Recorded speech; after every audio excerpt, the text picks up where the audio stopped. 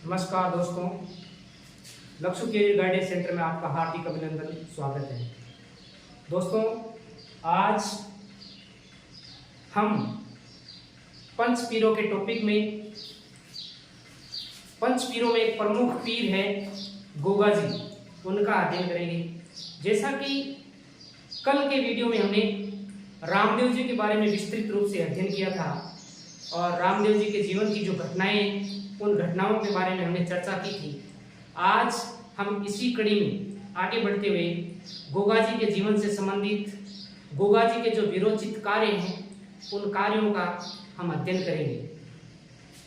दोस्तों, गोगा जी को पढ़ने से पहले अपने को एक कोट चलता है, एक कहावत चलती है, उस कहावत को ध्यान में रखना जरूरी है।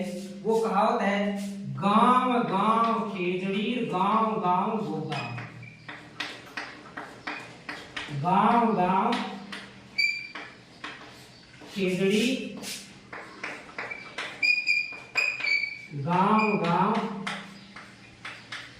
गोगा। इसका मतलब है कि गोगो जी का जो थान होता है, मंदिर होता है, वो अमूमन लगभग खेजड़ी के वृक्ष के नीचे होता है। साथियों, राजस्थान चूंकि जो पश्चिमी राजस्थान है वो किसान बहुल इलाका है और किसान खेजड़ी के करीब खड़े होकर की प्रार्थना कर देता है, हे गोगा जी, आप ही हो इस खेत के रखवाले, आप ही हो यहाँ जो जंगल में सांप वगैरह रहते हैं उनसे हमारी रक्षा करने वाले। तो हमारे ये परंपरा चल गई कि खेजड़ी के पेड़ के नीचे ही गोगो जी का थान स्थापित कर दिया जाता है और कई कई गांवों में हम देखते हैं सिर्फ 3 ईंट रख दी जाती है और अपने देवता है वो सिर्फ वासना के भूखे और 3 ईंटों में भी अपने को जो अपने मंगल हो सकता है वो मंगल कार्य करते हैं। हम गोगा जी का अध्ययन करते हैं, इनके पारिवारिक स्थिति, इनके जन्म काल और इनके जो उपनाम, इन्होंने जीवन में कौन से कार्य किए, उन कार्यों के बारे में आज थोड़ा सा विस्तृत रूप से पढ़ते हैं।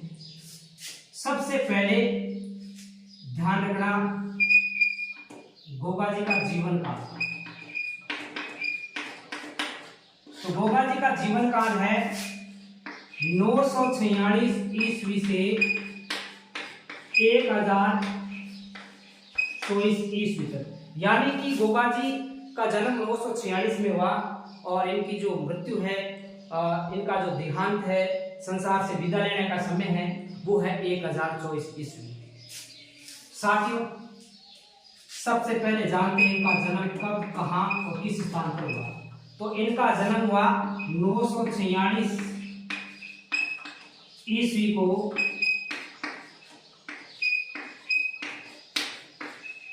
ददरेवा जो कि चूरू जिले में है, राजस्थान के चूरू जिले में ददरेवा नामक स्थान पर इनका जन्म हुआ था।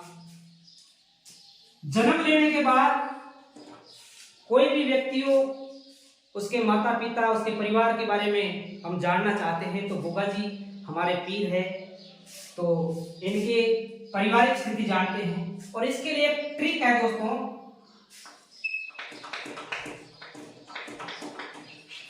गोगा जी की जेब में कलम। साथियों, चूंकि राजस्थान के जो लोक देवता लगते हैं, उन लोक देवताओं के अधिकतर जो प्रश्न बढ़ते हैं आरपीसी या जो अन्य बोर्ड है, वो उनके मम्मी पापा, उनके वाइफ, उनके पुत्र, उनके पौत्र, उनके ससुराल वालों से संबंधित प्रश्न पूछती आई है। तो और हम कंफ्यूज हो जाते हैं क्योंकि लगभग एक जैसे से नाम आते हैं और 50 देवता लगते रह। तो इसके लिए मैंने एक ट्रिक बना दी कि गोगा जी के बारे में ट्रिक है, गोगा जी की पत्नी और पिता और माता, 3 नाम के लिए मैंने ट्रिक बना दी। गोगा जी की जेब में कलम। अब देखो, यहां पकड़ना जेब और कलम। अब जेब से हो गया जेवर, पिता का नाम क्या है, जेवर, जिनका कई जगह नाम जीवराज चौहान भी मिलता है। क्या नाम मिलता है? जीवराज चौहान। अब ये बै से आप माता का नाम कर दो, बै से हो गया वाछर। कलम, कलम से हो जाएगा पत्नी, पत्नी थी केलम की। ये केलम जो है वो कोलूमंड फड़ौदी की रहने वाली थी, कोलूमंड फड़ौदी। अब कोलूमंड से आपको लगता होगा कि कोलूमंड तो ये सुना सुना सा नाम है, बिल्कुल आपने सुना है। ये कोलूमंड पाबूजी वाला ही कोलूमंड है। ये केलम देव पाबूजी की भतीजी थी। किसकी भतीजी थी केलम देव? पाबूजी राठौड़ की। और इस केलम देव के पिता थे बूढ़ो जी। बूढ़ो जी केलम देव के पिता थे और केलम देव के भाई थे रूपनाथ जी। केलम देव के भाई कौन थे? रूपनाथ जी, जिनको रूपनाथ झरिया भी बोलते हैं हम लोग। साथियों, जब ये केलम देव विवाह होकर के ददरेवा आई तो वहां जैसे अपने नववधु का गृह प्रवेश करवाते हैं तो उस समय केलम देव को एक सांप ने डस लिया। केलम देव को किसने डस लिया? एक सांप ने डस लिया। सांप ने डसा तो गोगा जी को क्या आ गया? गुस्सा आ गया। गोगा जी को क्या आ गया? गुस्सा आ गया। और गोगा जी के गुरु थे गोरखनाथ जी। गोगा जी के गुरु कौन थे? गोरखनाथ जी। इन गोरखनाथ जी से गोगो जी ने सांपों की सिद्धि प्राप्त की थी। सांपों के बारे में जो सिद्धियां होती है जहर निकालने वाली, तो वो सिद्धि प्राप्त की थी। तो गोगो जी जब गुस्सा हुए, गुस्सा होकर के उन्होंने एक कड़ाव चढ़ाया और जो मंत्र उच्चारण है वो करने लगे। और मंत्र उच्चारण के प्रभाव से जो आसपास के जो सांप थे वो एक एक करके उस तेल से भरी हुई कढ़ाई के अंदर आकर गिरने लगे। जब लगातार सांप मरने लगे तो सांपों का एक राजा था या एक रक्षक था जिसका नाम था तक्षकनाग। तक्षकनाग कौन था? ये सांपों का रक्षक, यानी सांपों का नेता। सांपों के जो समूह है उसका नेता था तक्षकनाग। वो आया, आकर के गोगा जी से प्रार्थना करने लगा कि महाराज ये क्या कर रहे हो? गलती हो गई बच्चे से, माफ कर दो उसको, और आपकी जो पत्नी है उसको जहर उतार दिया जाएगा। साथ साथ में आपको एक वरदान दिया जाता है कि भविष्य में आपकी जो सिद्धि है, आपकी जो प्रसिद्धि है वो सांपों के देवता के रूप में होगी। इनके पुत्र का नाम देखते हैं। तो पुत्र का नाम था केसरिया कुंवर जी। आप गांव में देखते होंगे गोगा जी के मंदिर के साथ साथ एक छोटा मंदिर केसरिया कुंवर जी का भी होता है, उनकी धोख लगती है साथ में। और इन्हीं केसरिया कुंवर जी का एक पुत्र था सामंत चौहान। इस सामंत चौहान ने महमूद गजनवी को कई बार धूल चटाई थी। आप सबको विदित होगा गोगा जी का भी महमूद गजनवी के साथ युद्ध हुआ था, जो आगे बताऊंगा अभी। सामंत चौहान क्या है? गोगा जी का पुत्र है, केसरिया कुंवर जी का पुत्र है। साथियों, गोगा जी की एक मासी थी, मौसी, जिसका नाम आचल देव या कहीं कहीं इसका नाम काचल देव भी प्राप्त होता है। जानकारी रखिए, इस आचल देव और काचल देव के दो पुत्र थे, अर्जुन और सर्जन। अर्जुन और सर्जन, इन्हीं और अर्जुन और सर्जन के साथ युद्ध करते हुए गोगा जी वीर गति को प्राप्त हुए थे, जो आगे हम पढ़ेंगे। ये तो हो गई इनकी मोटा मोटी डिटेल। साथियों, अब हम गोगा जी के बारे में थोड़ा सा आगे बढ़ते हैं। आगे हम जानते हैं कि गोगा जी के मेले राजस्थान में कहां कहां लगते हैं। तो सबसे पहले हम जानते हैं मेला लगता कब है। मेला लगता है साथियों भाद्रपद कृष्ण नवमी को, और इस नवमी को कहते हैं गोगा नवमी। क्या कहते हैं? गोगा नवमी।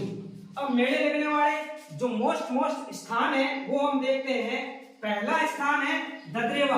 हम सबको विदित है, मैं पहले भी बता चुका हूं कि ददरेवा है वो गोगा जी की जन्म स्थली है, और ये ददरेवा कहाँ है? चूरू जिले में है। कहाँ है? राजस्थान के चूरू जिले में है। और इस ददरेवा वाले को सिरसमेड़ी कहते हैं। सिरसमेड़ी क्यों कहते हैं? जब गोगा जी का युद्ध अर्जुन और सर्जन के साथ हुआ, तो जब गोगा जी वीरगति को प्राप्त हुए, तो उसमें जहां गोगा जी का सिर गिरा उसको कहते हैं सिरसमेड़ी। और दूसरा स्थान है गोगामेड़ी। गोगामेड़ी साथियों हनुमानगढ़ जिले की नोहर तहसील में है। नोहर हनुमानगढ़ कहाँ है? नोहर हनुमानगढ़ में। और इसको कहते हैं धुरमेड़ी। धुर क्यों कहते हैं? क्योंकि यहाँ गोगा जी का धड़ गिरा था, और धड़ गिरने के कारण धड़ से हो गया धुर, और इसको कहते हैं धुरमेड़ी। साथियों जानकारी के लिए बता दूं, ये जो गोगामेड़ी है इसमें जो मंदिर है वो हिंदू और मुस्लिम दोनों शैलियों में बना हुआ है। जो मुस्लिम शैली है वो है मकबरे नुमा, और मकबरे नुमा शैली का निर्माण कराया था फिरोज शाह तुगलक, जो कि दिल्ली का बादशाह था उस समय। और हिंदू शैली जिसका निर्माण बाद में कराया गया, ये कराया गया है बीकानेर के महाराजा गंगा सिंह जी के द्वारा। और इस मुस्लिम शैली वाले में जब हम प्रवेश करते हैं तो प्रवेश द्वार पे एक शब्द लिखा है बिस्मिल्लाह। क्या लिखा है? बिस्मिल्लाह। और इस बिस्मिल्लाह शब्द का अर्थ होता है श्री गणेश करना। हम हिंदू धर्म में, हमारी हिंदू परंपराओं में देखते हैं किसी भी काम को शुरू करने का अर्थ देते हैं किसका? श्री गणेश करो। तो मंदिर में जब प्रवेश करते हैं तो वहां बिस्मिल्लाह लिखा है, और बिस्मिल्लाह का अगर हिंदी अर्थ देखें तो अर्थ होता है श्री गणेश करना। जानकारी के लिए बता दूं मित्रों कि जो यूपी से यात्री आते हैं, यूपी से जो यात्री आते हैं, उन यात्रियों को कहा जाता है पूर्विया। क्योंकि गोगा जी की जो प्रथम शादी है वो उत्तर प्रदेश में हुई थी, और जब किसी आदमी की शादी हो और ससुराल पक्ष वाले उसको ना माने, ये हो नहीं सकता। तो गोगा जी के जो ससुराल है यूपी वाले, प्रथम शादी हुई थी। हालांकि एक शादी इनकी कुल्लू मंडी में भी हुई थी बाबूजी राठौड़ के यहाँ, बाबूजी राठौड़ की भतीजी केलम दे के साथ, परंतु प्रथम शादी यूपी में हुई थी। तो यूपी से भी बहुत सारे जातरू आते हैं, उन जातरुओं को कहा जाता है पूर्विया। ये लोग पीले वस्त्र धारण करके आते हैं, इस कारण को क्या कहा जाता है? पूर्विया। मतलब पूर्व से आने वाले। राजस्थान से पूर्व में यूपी है, तो पूर्व से आने वाले को क्या कहा जाता है? पूर्विया कहा जाता है। गोगा जी का एक प्रसिद्ध मंदिर है किलोरियों की ढाणी, जिसको कई पुस्तकों में खिलेरियों की ढाणी भी कहा जाता है। और ये मंदिर है सांचौर जालोर में। सांचौर जान गए होंगे, थानेदार जी वाला सांचौर। और इस सांचौर जालोर वाले मंदिर को कहते हैं गोगा जी की ओल्डी।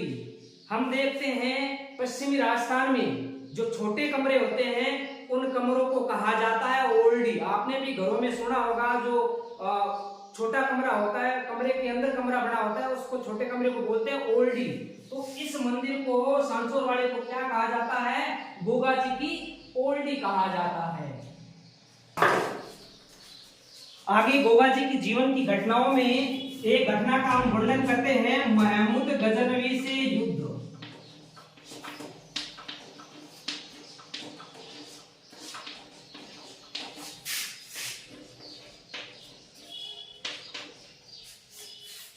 दोस्तों महमूद गजनवी से गोगा जी का युद्ध हुआ था अर्जुन और सर्जन के कारण। अर्जुन और सर्जन में बता चुका हूं। अर्जुन और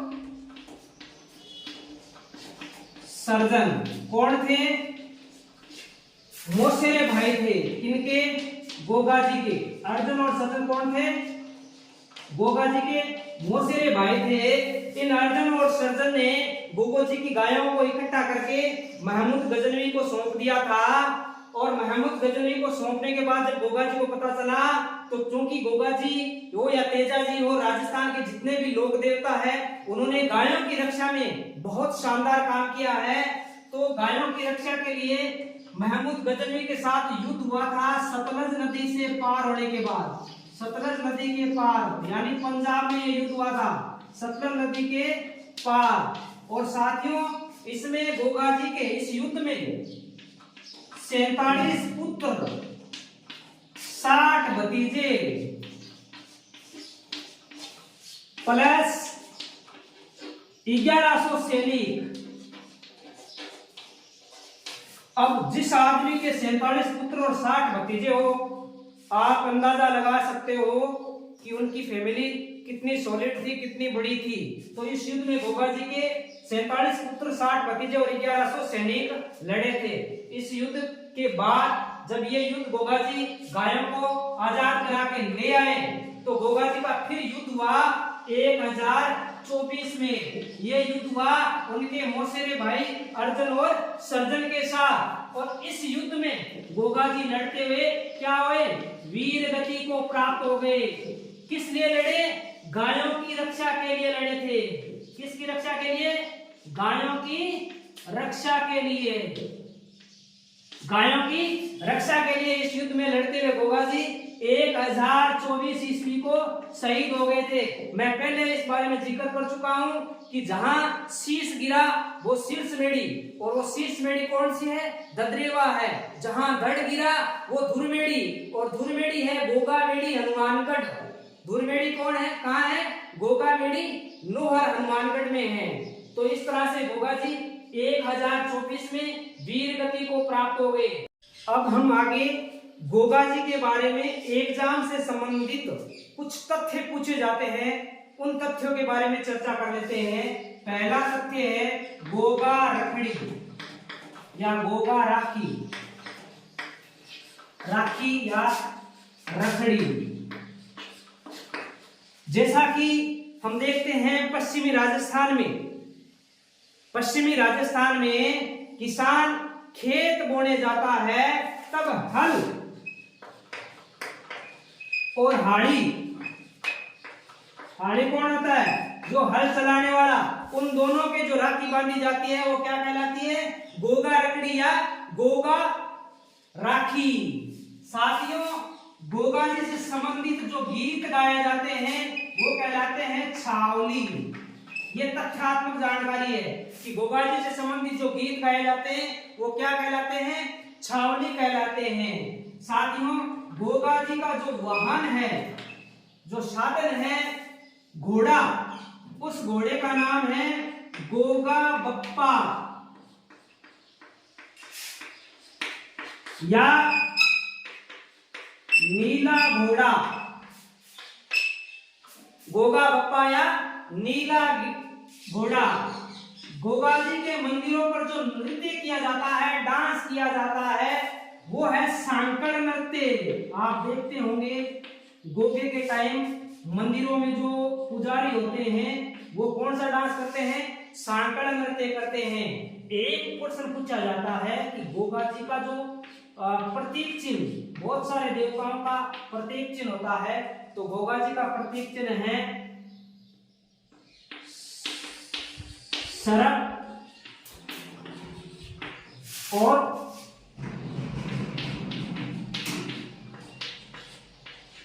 भाला लिए अश्वारोही। सर्प गोगा जी का, सर्प और भाला लिए घोड़े पर चढ़ा हुआ एक आदमी गोगा जी का क्या है, प्रतीक है। साथियों, हम बात करते हैं गोगा जी के मंदिरों को क्या बोलते हैं। तो मंदिरों को आपको पता है, मंदिर को मेढ़ी बोला जाता है राजस्थान में। गोगा मेढ़ी, शीर्ष मेढ़ी, धुर मेढ़ी, मंदिर को क्या बोला जाता है, मेढ़ी बोला जाता है। साथियों, हम आगे बात करें कि गोगा जी की जो संबंध में एक पुस्तक चलती है, एक ग्रंथ है, उसका नाम है गोगाजीरा रसाला, और इसके राइटर है कवि मेह। ये बहुत बार पूछा गया है कि गोगा जी का रसाला या गोगाजीरा रसाला किसके द्वारा लिखी गई है। तो गोगाजीरा रसाला ये कवि मेह के द्वारा लिखी गई है। साथियों, एक और तथ्य है, जो कायम खानी मुसलमान होते हैं, कायम खानी, वो गोगा जी के वंशज है। गोगा जी के 17वीं पीढ़ी में एक उनके वंशज हुए थे कायम सिंह, और इन्हीं कायम सिंह जी को कन्वर्टेड मुसलमान बनाया गया था। ये कायम सिंह के बाद आने वाले जो पीढ़ियां हैं वो क्या बन गई, मुसलमान बन गई। और ये कायम सिंह के नाम कायम सिंह, और कई कई जगह इनका नाम करम सिंह भी है, कई कई जगह इनका नाम करम सिंह जी भी है। इनके नाम पर इनकी पीढ़ी क्या बन गई, कायम खानी मुस्लिम बन गई। साथियों, एक प्रश्न पूछा जाता है गोगा जी की फड़, तो जो गोगा जी की फड़ है वो डेरू नृत्य पर बांधी जाती है, डेरू और मानदड़ वाद्य यंत्र के साथ, डेरू और मानदड़ वाद्य यंत्र के साथ गोगा जी की फड़ गोगा जी के भोपों के द्वारा बांधी जाती है। साथियों, हम बात करते हैं गोगा जी की जो ध्वजा होती है मंदिर में, उस ध्वजा को क्या बोलते हैं, तो वो ध्वजा होती है निशान। इसके साथ साथ जो कोट है उसको आप ध्यान में जरूर रखना, प्रश्न उसका 100% लगभग एग्जामों में पूछा जाता है कि गोगा जी का जो मंदिर होता है वो कौन से पेड़ के नीचे होता है, तो वो पेड़ है खेजड़ी। क्योंकि आप सबको पता है पश्चिम राजस्थान में पपीते के पेड़ तो होने से रहे, ज्यादातर यहाँ खेजड़ियां हैं, तो खेजड़ी ही के नीचे लगभग गोगा जी का मंदिर होता है। साथियों, गोगा जी के बारे में हमने जो एग्जाम की दृष्टि से महत्वपूर्ण तथ्य थे उन तथ्यों के बारे में चर्चा कर ली। हालांकि इससे अन्य भी तथ्य और हो सकते हैं, पर मैंने वही बताए हैं जो एग्जाम में आ सकते हैं या आज तक आए हैं, जो महत्वपूर्ण है, उन महत्वपूर्ण तथ्यों पर ही मैंने आज चर्चा की है। आगे आने वाले वीडियो में आगे जो अन्य पीर बचे हैं उन पीरों के बारे में हम चर्चा करेंगे। आज के लिए इतना ही। अगर वीडियो पसंद आया तो मेरे चैनल को ज्यादा से ज्यादा सब्सक्राइब करें, मेरे वीडियो को लाइक करें, कमेंट करें और आगे शेयर करें, ताकि राजस्थान के दूर ग्रामीण क्षेत्र में जो बच्चे तैयारी कर रहे हैं उन बच्चों के लिए वीडियो काम आ सके। धन्यवाद।